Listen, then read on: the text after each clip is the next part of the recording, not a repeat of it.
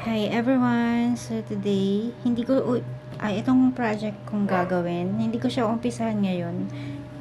Gusto ko lang ipakita yung mga color ng yarn na gagamitin ko. Hindi ko siya start ngayon kasi meron akong ginagawang isi-ship ko bukas. So yan, iyan ko kasi siya kung ilang days ko matatapos yung gown ng magbe-birthday 7 years old na pamangkin ko. Then, ito yung yarn na gagamitin ko. Indofill to. Indofill yarn siya. Ito naman, may pagka-fine cotton na polyester, parang ganun. Hindi ko alam anong tawag, pero ganun siya eh. Hindi siya pure na fine cotton, hindi siya Indofill, ganun. Hindi siya polyester. Ewan ko dyan. Basta yun. Polycotton siguro, ganun. Oo nga pala. So, ayan. Ang gagawin ko, ipagko-combine ko na lang ito. Try ko lang.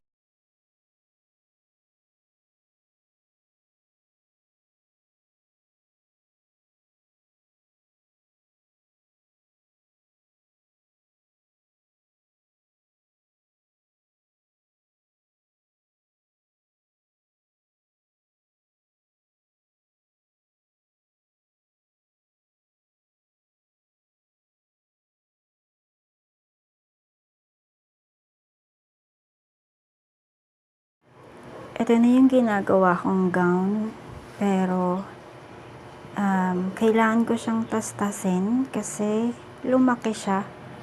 Lumaki yung parang nabanat, ganun. Ayan. Kaya yung size niya, hindi na siya susukat dun sa size ni Brinias kasi naging ano siya, naging 7 inches. Dapat 5 ay 6. So nagsobra siya ng basta gusto ko siyang gawing fit at perfect.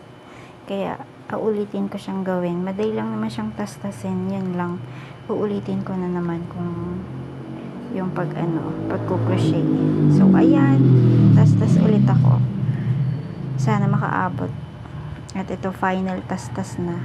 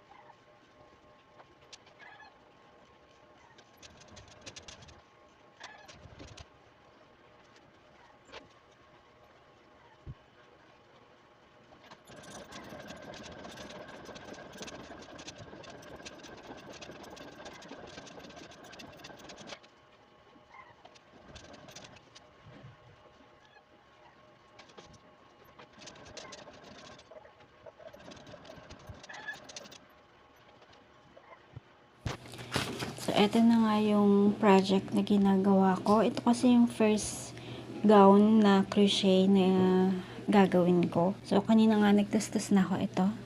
Natastas ko na yung pink. Tapos ito naman, nagtastas din ako ng mga 4 rows. Binawasan ko lang siya. Kasi ito ay 5 siya nung hindi pa ako nagtatastas. Mga 5.5 siya. So, binawasan ko. Ayan, ito na. And then, tsaka ko ilalagay ulit yung pink. Same ulit nung ginawa ko, pero kasi masyadong lumaki yung circumference niya. Kaya, ayun, inulit. Kailangan ko siyang tastasan kasi maliit lang yung susuot nito. So, yan. Ang size na niya ay, ang hirap pala na isang kamay. So, yan. 16, 8.5, 8.5, 17.